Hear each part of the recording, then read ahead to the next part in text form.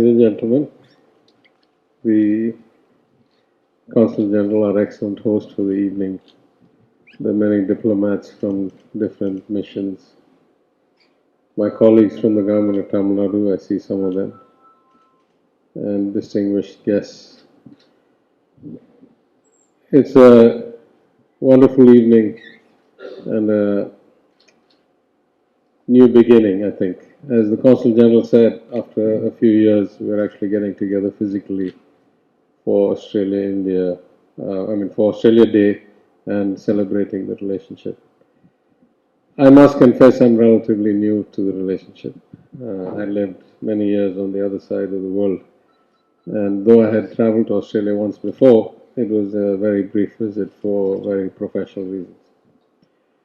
But if I could pick up where the Consul General left off, I think in my couple of visits there, plus a few events in India and in Australia, I think the fit couldn't be better at a kind of strategic analysis. In geopolitical terms, especially with the increasing, shall I say, alienation of China from the global community in many ways, and the Quad, the relationship between India and Australia is accelerating at a pace that I actually hadn't quite contemplated till recently, and I think by far the fastest of any major relationship that India has. But as a former banker, I would also point out that Australia is one of those countries that has a very small population and a very large asset base and lots of pension obligations, and therefore lots of duration-seeking assets, which is a very good fit for a country like India, which is a developing country and needs a lot of infrastructure funding. Not just funding, because I think India is not, recent market events aside, is a fairly decent capital market, but more the execution expertise. And I think Australia can bring companies that can clearly accelerate the execution of projects and the growth rate, therefore, because infrastructure is so important to growth. The third way I think we fit well is in terms of skills and just the number of people needed. A growing economy like Australia, if I'm not mistaken, has been more than 30 years since you had your last recession. Of course, driven by many factors, including the commodity boom, but an economy that grows steadily for 30 years with a low population and a low birth rate then definitely needs skilling from external sources.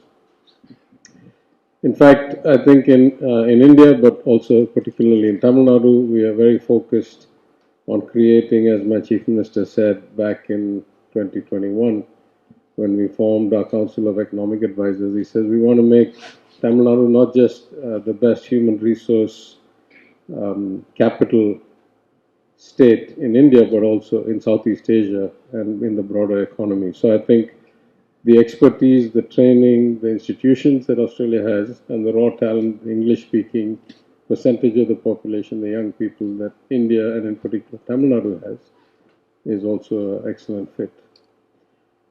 But beyond all that, at the end of the day, human beings make decisions. We fill offices.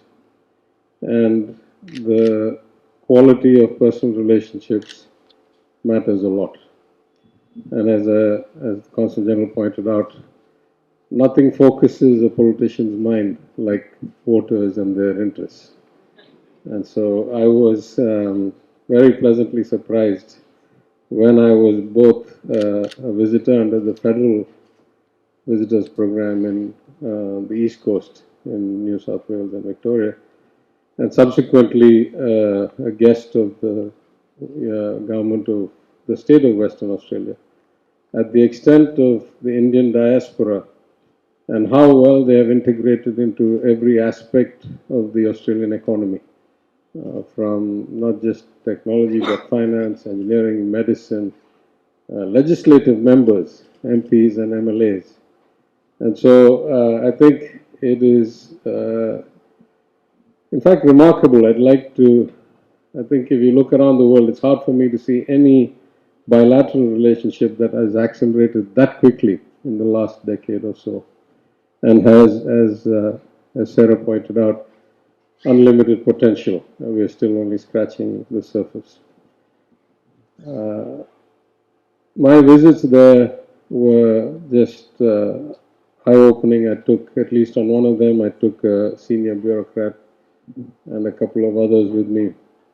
And many of the things we saw and we learned, we're already trying to implement and copy. Because I'll say that as the last thing. In a world where the notion of democracy seems to be fraying a bit in different countries in different ways, I must say that in my limited experience of the world, I haven't seen a more functional democracy than the one I've seen in Australia. Yeah, and that's no prejudice to anybody else. I'm just saying. But it's also, I think, I was having a conversation with somebody, a senior executive from a multinational company, and they said, you know, the thing about Australia is that they don't work at the pace of the UK or the US. And at least as best I can tell as a former investment banker and a current politician, that's not a bad thing. Very few people get the balance of life right. And the original notion of development, if we go back to the 18th, 19th century economists of the United States, the notion of development was that people should lead fuller, richer, more balanced lives with greater pursuits beyond making enough money to eat and live well. Unfortunately, that hasn't happened in most capitalist societies.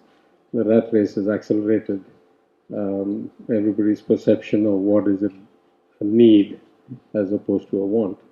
And in that sense, I think Australia also shows a very unique example of how the quality of life can be managed, sometimes through regulations that other people find onerous, but if the results, are good, then nothing speaks like results. So having said that, let me thank Sarah for inviting me. It's always a pleasure. I've attended a few events in Delhi. I've been to Australia a few times, and I learn all the time. And I'm looking forward to meeting more of you. I know the Tamil Nadu-Australia relationship will accelerate as with the history since the 90s. If India does it at X, Tamil Nadu will do it at 1.5 or 2X. That's always been true. So we'll do that. We have a greater proportion of the diaspora, a greater proportion of the economy than our population would suggest. And that helps us lead from the front, not to mention our culture of thousands of years of seafaring and trade across the oceans. So I think if we have this event next year, we'll have a lot more successes to talk about in the year from now. Thank you very much, and I hope you have a good time.